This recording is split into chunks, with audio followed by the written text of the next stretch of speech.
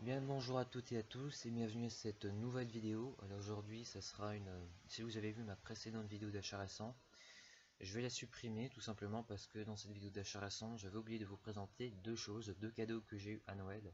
C'est pas les seuls mais ce sont deux cadeaux.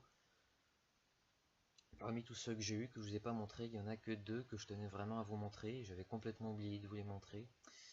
Alors je me suis dit, au lieu de faire une seule vidéo pour vous montrer juste deux objets, ça vaut pas trop le coup non plus. Et en revoyant notre vidéo, j'ai trouvé qu'elle était vraiment pas terrible, la qualité était pas top. Voilà, donc j'ai décidé de la refaire, j'ai préféré la refaire. Je vais vous présenter tout ce que je vous ai présenté donc, dans notre vidéo, dans l'ordre. Donc on va commencer par tout ce que je vous ai présenté dans notre vidéo, on va finir par les deux objets que je tenais vraiment à vous montrer.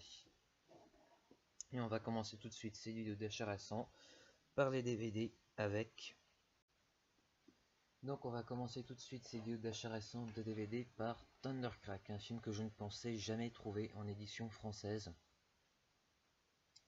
Thundercrack, c'est un film que j'avais déjà vu auparavant pour sa réputation, puisqu'il est considéré comme un des plus gros classiques du cinéma underground américain.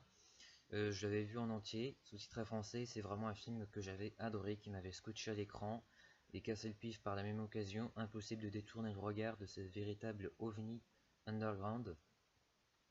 Une œuvre complètement barrée, délirante et, unique. Horreur, queer, culte érotique, hilarant. Horreur, délit, horreur, étrange, culte érotique et hilarant.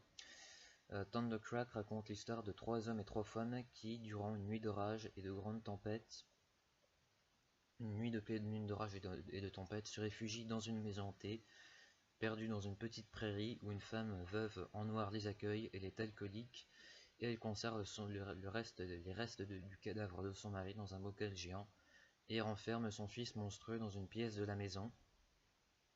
Alors un film qui mêle à la fois comédie noire, horreur, épouvante et pornographie hard. C'est 2h30 de situations complètement bacchanales avec des scènes X de plus en plus hard, malgré le fait qu'il y en ait très peu. Des situations complètement barrées, loufoques, des personnages complètement barrés. Un véritable ovni, voilà un film qui n'est pas du tout indifférent, un film inclassable. Alors le problème tout de même avec cette édition française, ce dont je suis assez déçu, c'est que c'est pas la version intégrale. Il y a beaucoup de scènes qui ont été censurées, voire raccourcies, retirées de la bande originale. Je vous conseille donc l'édition américaine qui comporte le double DVD avec les bonus dedans. N'empêche que je suis quand même vraiment très content de l'avoir rentré dans ma collection. Sorti chez K-Film qui s'est spécialisé dans les films américains, un film très étrange de Kurt McDowell. J'ai adoré ce film, j'aime son style et j'aime ses scènes de sexe, car à son réal, John Waters. Débutant comme une série B fantastique des années 50, Thundercrack se mue en un film introspectif accumulant scènes bacchanales hautement plus hard et délirantes que dans The Rocky Horror Picture Show le cultissime, mais dans les lignées de The Whole Dark House, The House on Haunted Hill, Spider Baby ou encore l'excellent Singapore Sling qui est encore un film dans la même lignée, un peu expérimental qui vaudrait que je chope. John Waters, c'est le réalisateur du cultissime Pink Flamingos. Voilà, on n'a qu'un véritable ovni qui n'est pas indifférent, une œuvre à voir absolument. C'est un film qui est contre le bon goût, un peu comme Street Trash, un sommet de mauvais goût. C'est un film qui est vraiment délirant, totalement délirant, voire même par moments très cartoonesque. Par exemple le générique de début, qui est complètement fauché, tout est fait en papier, en carton, comme ça par exemple la maison. Mais voilà, si vous êtes accro, si vous êtes branché niveau underground, film fauché, film barré, film délirant, c'est vraiment un film que je vous conseille à 200%. Mais vraiment très content de me l'être procuré dans cette édition française. Je l'ai commandé sur Price Minister qui est un site d'occasion au Rakuten. Pour 13 €, je suis pas mécontent de l'avoir commandé là-dessus, puisque sur les autres sites comme Amazon, il vaut 53 €. Et donc, comme je disais, c'est un DVD d'occasion et il est arrivé en parfait état. Donc vraiment très content de cette édition et de l'avoir entré dans ma collection. C'est vraiment un film que je pensais jamais avoir en édition française. Ouais, j'étais allé voir comme ça, sans voir si je pouvais le trouver en DVD. rapidement comme ça sur des sites comme de vente. Et je pensais jamais le trouver en édition française, ouais, donc vraiment un indispensable, un film à voir absolument. Donc Thundercrack de Kurt McDowell. Ensuite, un autre ovni que j'avais vu et que j'avais beaucoup aimé, j'en avais entendu parler et il m'avait vraiment beaucoup donné envie. C'est Gummo de Harmony Korine, tout premier long métrage du réalisateur de Spring Breakers. Spring Breakers qui a beaucoup fait parler de lui à sa sortie en France. Harmony Korine a également réalisé des films comme Joey and Donkey Boy. Il a écrit le scénario de Kids, le film de Larry Clark. Il a réalisé Trash Humpers. Larry Clark et Harmony Korine avec Gummo par exemple. Justement, Gummo c'est un film qui a beaucoup de points communs avec les autres films de Larry Clark puisque ça montre un peu la jeunesse de l'Amérique. Ça me dresse un portrait très sombre, très noir, très crade de l'Amérique, dans ce qu'elle est de plus sombre et de plus malsain. Et si on crée à travers toute cette poésie, à travers toute cette crasse, il y a toujours une forme de poésie au fond. Gummo raconte l'histoire de Solomon, un adolescent maigrichon qui se trimballe dans les rues de Xenia, Ohio, une ville qui ne s'est jamais remise de l'effroyable tornade qui l'a totalement dévastée. Il se promène donc avec son ami Tamler et qui, les deux, accumulent les expériences quotidiennes et font de nouvelles rencontres. Un film à la fois fascinant, choquant, perturbant, bouleversant, libre et surtout touchant, qui m'a beaucoup rappelé des films comme Frank's Monstrous Parade ou A Hole in My Heart. Voilà, ce sont des films qui ont beaucoup de points communs. Et là encore une fois, c'est un véritable ovni qui n'est pas du tout indifférent, un film que je vous conseille à 200%, vraiment un très très très bon film, très fort, très beau, très puissant. Là encore une fois, c'est un film underground, ça pourra pas forcément plaire à tout le monde. C'est le genre de voilà, c'est une œuvre assez borderline, c'est pas encore le genre de film qu'on va regarder pour se détendre. Mais sinon, c'est vraiment un film à découvrir, un film à voir à moins une fois. Donc j'étais allé voir plusieurs fois justement pour voir si je pouvais le trouver pareil en DVD sur Cultura, Amazon, Fnac. Les vendeurs me disaient qu'il était introuvable, donc mais vraiment très content de me l'être procuré pour 9 €. Donc une pièce assez rare que je suis très content d'avoir entré dans ma collection. Et donc là encore une fois un film que j'ai beaucoup aimé, un film vraiment unique. Le premier film devenu culte du réalisateur de Spring Breakers et créateur de Kids, Harmony Korine. Maintes fois récompensé à divers festivals et encensé par les plus grands comme Warner Herzog et Gus Van Sant avec Chloé Sevigny, The Brown Bunny et Zodiac. On a perdu moins de 16 ans. Voilà donc Gummo de Harmony Korine. Je suis très surpris de voir que le film possède une piste française, enfin une édition, une version française, parce que je l'avais vu qu'avec les sous-titres français. Donc voilà, très très content de l'avoir entré dans ma collection. Gummo de Harmony Korine. Sorti chez Metropolitan DVD. Voilà donc Gummo, un excellent film que je conseille à tout le monde. Voilà, un pur chef-d'œuvre, Gummo. Ensuite, trouvé pour 5 € dans une petite boutique de cinéma dans laquelle je vais souvent voir ce que je peux trouver, puisque l'on trouve quand même de bons titres en général, l'Odyssée. Un film que je pensais pas du tout trouver en édition française, mais encore une fois, j'en avais entendu parler pour sa réputation de film très dérangeant. Et voilà, c'est un film qui a été assez censuré, qui avait été beaucoup censuré et charcuté par la censure. C'est Feed.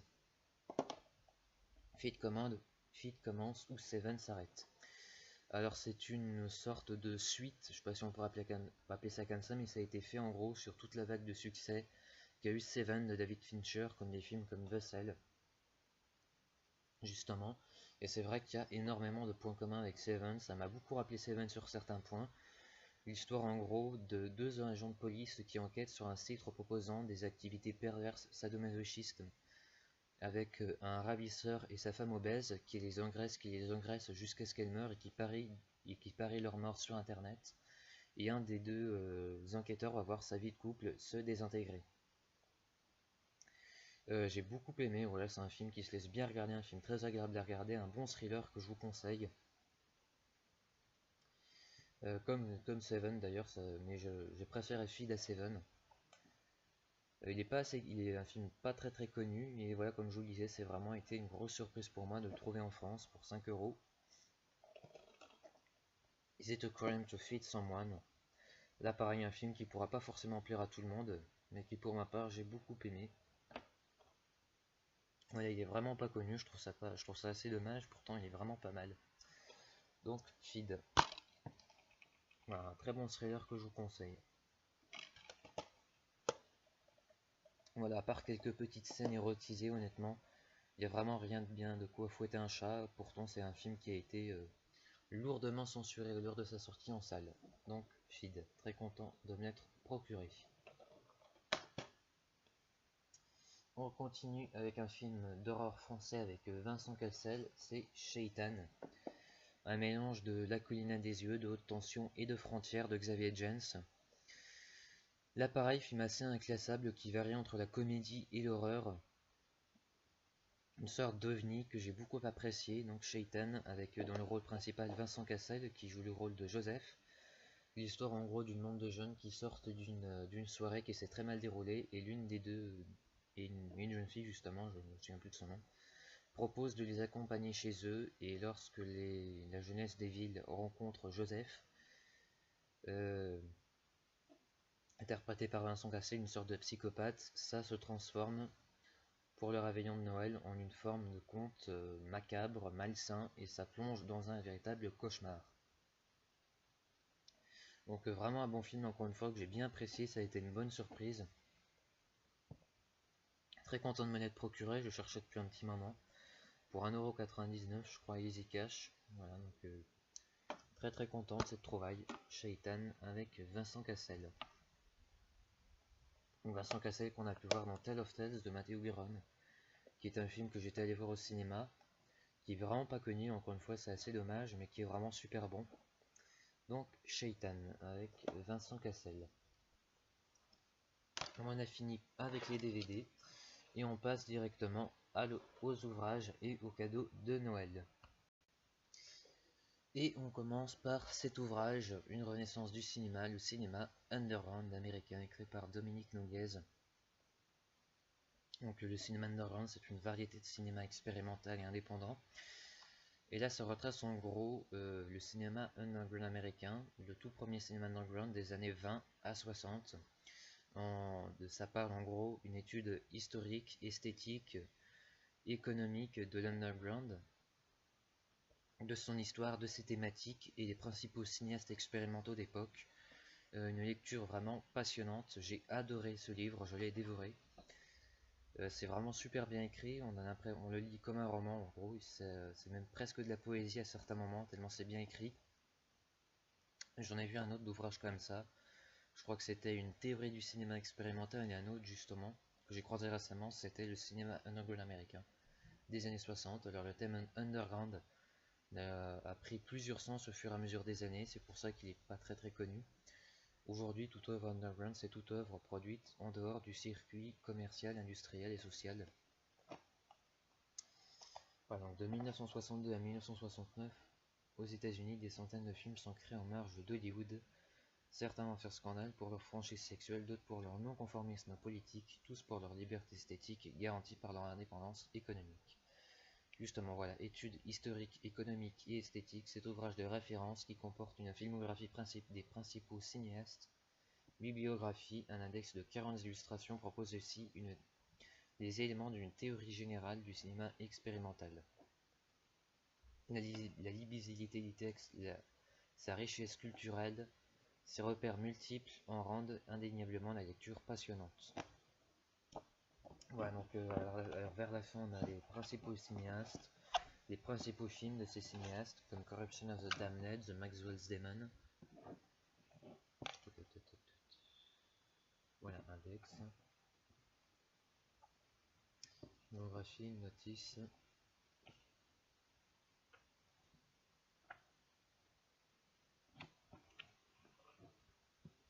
Cinéma littéral. Vers les références. Contre le cinéma, tout contre tout. Contre le cinéma, contre tout, oui. Les nouvelles œuvres des anciens. vers une théorie du cinéma expérimental, la circulation des œuvres et les critiques étrangères. Ah oui, c'est parce que je m'étais arrêté là justement. Les nouveaux venus, les nouvelles œuvres des anciens, justement, voilà. Esthétique et thématique de l'underground vers une théorie du cinéma expérimental, dimension politique du cinéma underground, la circulation et les critiques étrangères, voilà, jeunesse, alors, génération ou mouvement, Mécasse et les expérimentés, alors, les rassemblements des forces et les nouvelles conditions, le courant abstrait, voilà, la dimension avant-garde, de l'Europe à l'Amérique, jeunesse du mouvement underground, retour en arrière, le cinéma expérimental américain de 1920 au début des années 80-60, la crise d'Hollywood justement. Voilà, donc vraiment un ouvrage que je vous conseille, écrit par justement cet auteur-là, Dominique Noguez. Et il y en a eu plusieurs là. Dans la même collection, Petite Cubulade, le cinéma lettriste, ciné-journal, le cinéma cubiste, écrit sur le cinéma, l'avant-garde, le cinématographique en France dans les années 20. Le grand jeu et le cinéma, les films Makings de Kenneth Anger, éloge du cinéma expérimental, le cinéma visionnaire. Enfin voilà, il y en a plusieurs, une renaissance du cinéma, donc voilà. Un ouvrage que je vous conseille 1000 fois si vous vous intéressez à l'avant-garde, au cinéma expérimental et à ses différentes sous-genres et variations. Ensuite, l'album d'un artiste que j'aime particulièrement. Là pareil, donc ça faisait vraiment partie des objets que je tenais à vous montrer, les deux là justement, et que j'avais complètement oublié, c'est cet album de Philippe Catherine, voilà, qui est vraiment un artiste que j'aime beaucoup. J'adore ce qu'il fait tout simplement, j'adore toutes ses chansons. Donc là on le voit avec ses deux parents pour son album, enfin pour sa chanson Il veut faire un film. Il y en a beaucoup que j'aime dedans, comme Je m'éloigne d'autant que je m'approche, blablabla, La Reine d'Angleterre qui est géniale. Les derniers seront toujours les premiers, Des bisous, et voilà, cultissime, Bien mal, Liberté, La banane qui est très très connue. Il veut faire un film, Moustache, Sac en plastique, Téléphone, À toi, Paris-Vib, La musique, Vieille chaîne, Mort-vivant, Cette mélodie, Le rêve, Juif arabe, Musique d'ordinateur, Le chant de blé. Voilà donc pour cet album de Philippe Catherine, que je suis très très content de posséder. Voilà, si vous ne le connaissez pas, je vous conseille vraiment ce qu'il fait. En tout cas, pour ma part, j'aime vraiment beaucoup. Et on termine par un livre que c'est ma mère qui m'a offert d'ailleurs, et j'en suis très reconnaissant parce que je trouve que c'est vraiment original. C'est une interview de Tim Burton avec Mark Circlay, la préface de Johnny Depp. Donc c'est une interview, comme je dirais, de Tim Burton. Alors je l'ai pas encore lu. Donc ça retrace en gros, voilà, c'est une interview de Tim Burton comme vous l'aurez compris, et ça retrace en gros, voilà, ces différents dessins qu'il a fait avant de créer ses films. Et franchement, c'est génial. Je trouve qu'il a vraiment un coup de crayon très personnel, j'aime vraiment beaucoup ce qu'il fait. Je crois que mon préféré de Tim Burton, c'est Sweeney Todd, le barbier maléfique de Fleet Street. Voilà, c'est le pingouin dans Batman, le deuxième. Ouais. Là, c'est le chien en Frankenhooker. Nancy et Gretel.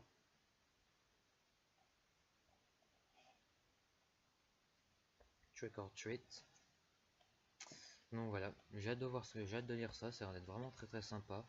Et je vous en dirai des nouvelles dans de prochaines vidéos. Donc, l'interview de Tim Burton avec Mark Salisbury, la préface de Johnny Depp. Donc je vais vous récapituler vite fait tous les achats que je vous ai présentés. Donc nous avons cet ouvrage sur Tim Burton, l'album de Philippe Catherine que je suis très content de posséder, parce que c'est vraiment ceux-là, je les écoute des centaines de fois. Une renaissance du cinéma, le cinéma underground américain, écrit par Dominique Noguez, un ouvrage que je vous conseille 1000 fois. Shaitan avec Vincent Cassel.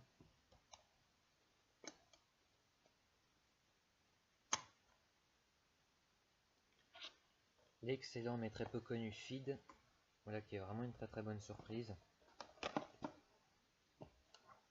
L'excellent Gumo de Harmony Korine, un ovni à voir absolument.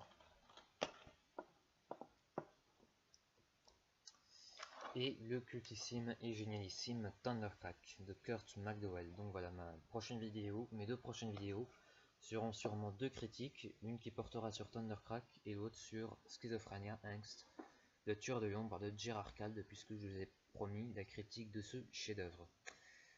Voilà, donc j'espère que cette vidéo vous aura plu, partagez-la s'il vous a plu, n'hésitez pas à la partager, à lâcher vos commentaires, abonnez-vous, et moi je vous dis à très bientôt pour de nouvelles vidéos. Tchuss.